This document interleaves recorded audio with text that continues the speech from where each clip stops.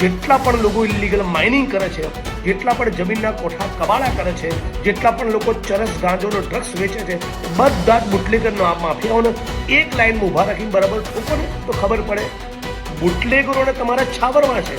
અને એક ગ્રુપ બીજા ગ્રુપ સાથે અથડામણ કરે તો તમારે કાયદો હાથમાં લેવો છે. આ કોઈ પણ સંજોગોમાં ચલાવી લેવું જોઈએ નહીં.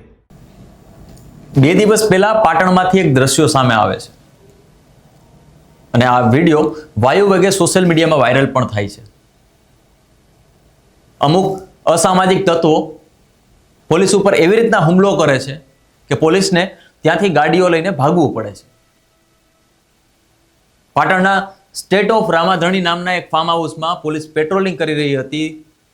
ત્યાં અમુક ગાડીઓ લઈને લોકો આવે છે અને પોલીસ ઉપર લાકડીઓ વરસાવે છે, પથ્થરમારો કરે છે અને પોલીસે આખરે પોતાનો જીવ બચાવવા માટે ભાગવું પડે છે. તેના બીજા દિવસે પોલીસ દ્વારા રિકન્સ્ટ્રક્શન કરવામાં આવે છે અને આ તમામ જે આરોપીઓ છે એને પકડી અને એને જાહેરમાં રાઉન્ડ કરીને એને મારવામાં આવે છે. આ બાબતે હવે જિગ્નેશ મેવાણી મેદાને પડ્યા છે અને જિગ્નેશ મેવાણીએ આ જે મારી રહ્યા છે પોલીસ અધિકારીઓ કે પોલીસ કર્મીઓ તેના વિરુદ્ધ નિવેદન આપ્યું છે. ત્યારે શું છે સમગ્ર મામલો ચાલે જાણીએ. હું સમ્રાટ અને તમે જોઈ રહ્યા છો ચક્રવાત ન્યૂઝ.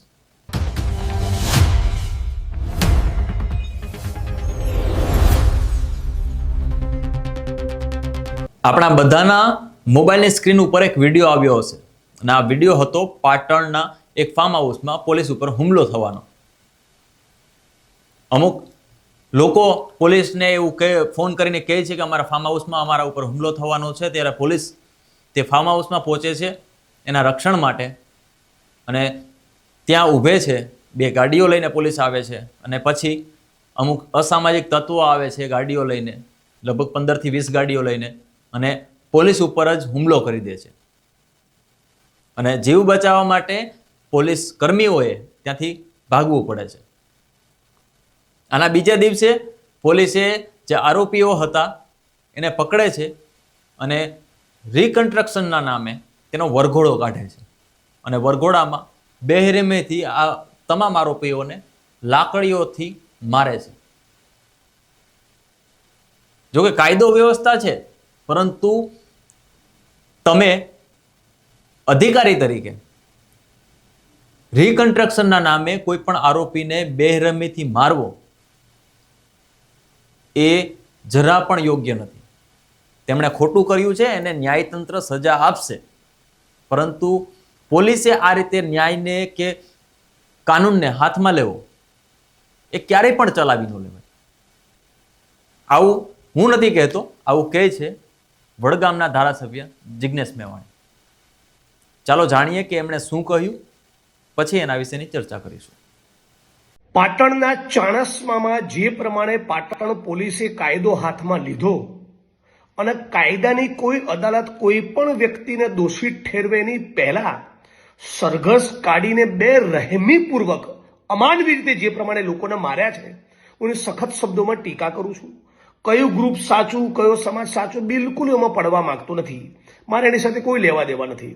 હું એટલું જ કહેવા માંગુ છું, પોલીસ તંત્ર, ન્યાયતંત્ર એટલા માટે છે કે માણસની સામે એફઆઈઆર થાય, એની સામે ઇન્વેસ્ટિગેશન થાય, એની સામે ટ્રાયલ એટલે કે કેસ ચાલે અને પછી કોર્ટ સજા કરે. પોલીસ આ પ્રમાણે બેરહેમીપૂર્વક નાગરિકોના સરઘસ કાઢે, એની સાથે મારઝૂડ કરે, એ કોઈ પણ સંજોગોમાં આપણા બંધારણની મર્યાદા ના કહેવાય. હું માગણી કરું છું, જે પણ કસૂરવાર આમાં છે એની સામે પ્રોપર ઇન્વેસ્ટિગેશન થવું જોઈએ.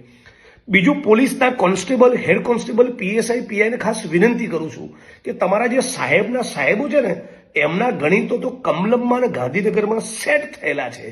એમના ચાળે ના ચડશો, એમના આદેશ અને સૂચના પ્રમાણે સરઘસના વરઘોડા ના કાઢો.